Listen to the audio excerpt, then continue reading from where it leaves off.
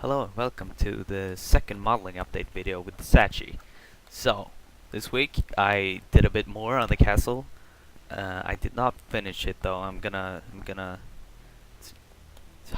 sure it's gonna be up next week. So, as you might have already figured out, I do the hard surface modeling for our project. I do like boxes and castle and fence posts or stuff. I also do a bit of mapping, but yeah, this is mainly my part of the project. So, in this video, I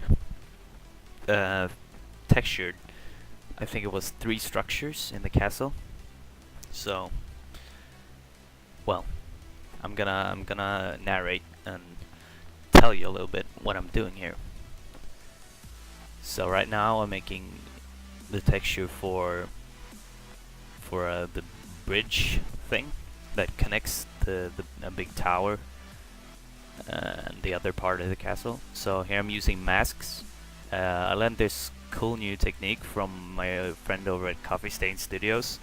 I got this template that so I can look at and use with layers and such to help me remember what's missing and not in the texture. So I got to learn how to work with masks now. So everything I do is non-destructive, so I don't destroy any textures or you know destroy them. I can take one and just put it there and then just add lots of things and then becomes good. So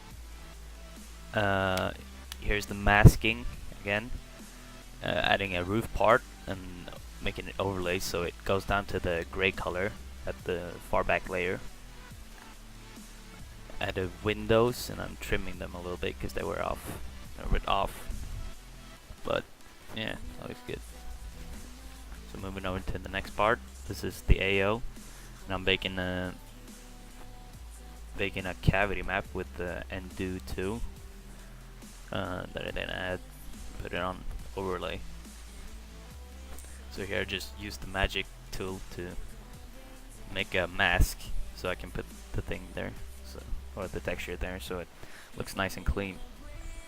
Just masking out the other parts so I can put the roof texture there and then merge it down to, or put it on overlay so it gets the same color.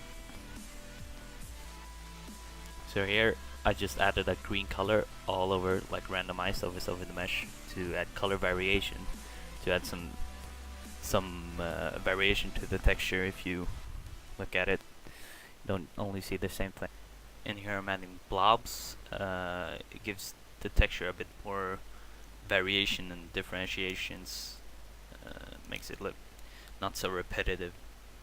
I really recommend using masks because it makes so much easier to texture.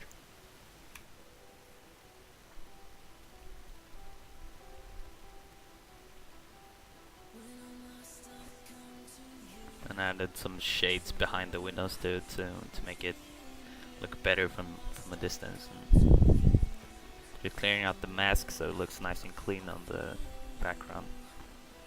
Then I realized the windows were way too big, so I scaled them down and made a few more. So that looks pretty good.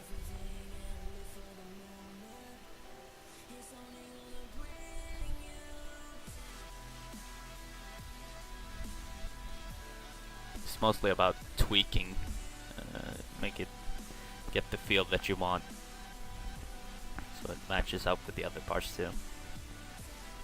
So here I changed the UV a little bit because I realized it was a bit weird having roof on a 90-degree angle, because the texture would be a bit weird. So I just changed that. Fortunately I had to make another AO map for that. So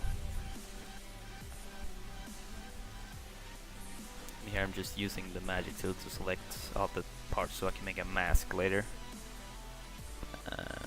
which you see here.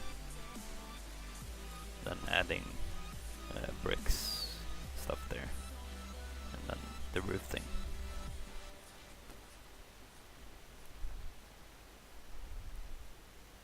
Again, putting them on overlay, so they overlay on the far back layer with the gray thing, so they get the same feel.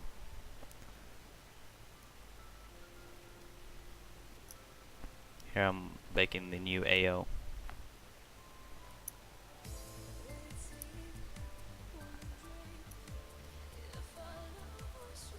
I'm just adding some more shadows to give it a bit more depth. Here I'm adding a gradient, which is basically it's darker at the bottom, and then you go like brighter on top, so gives it a bit more darker down there and then brighter up there.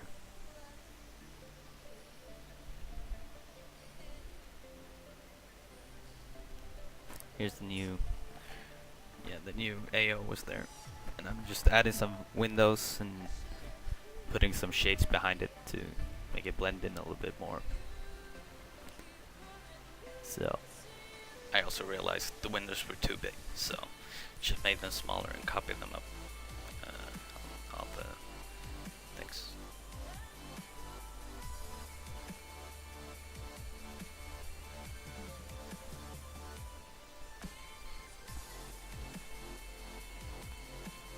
And here's the fifth structure, the AO that, and I changed the UV a bit on this too. I don't know if I showed this in the video, but I did.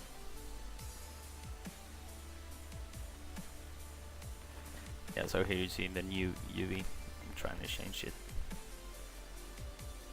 And here baking AO map for the new UV.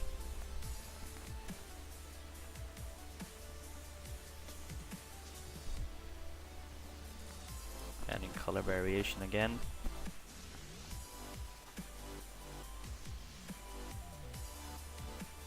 And before I didn't use like ambient occlusion, but I realized the texture looks so much better with the ambient occlusion, so it's almost a must if you're making a hard surface object at least.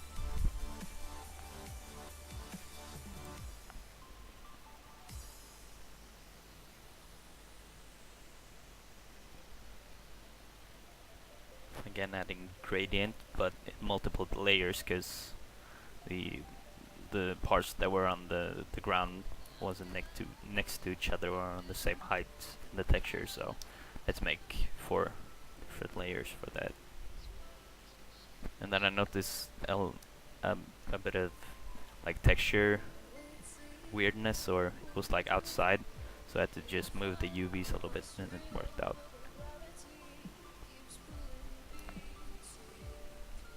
It's a really long and tiring process, but once you're done and you look at your work, you're gonna be proud. Just using the magic tool to select everything, and yeah, making a mask.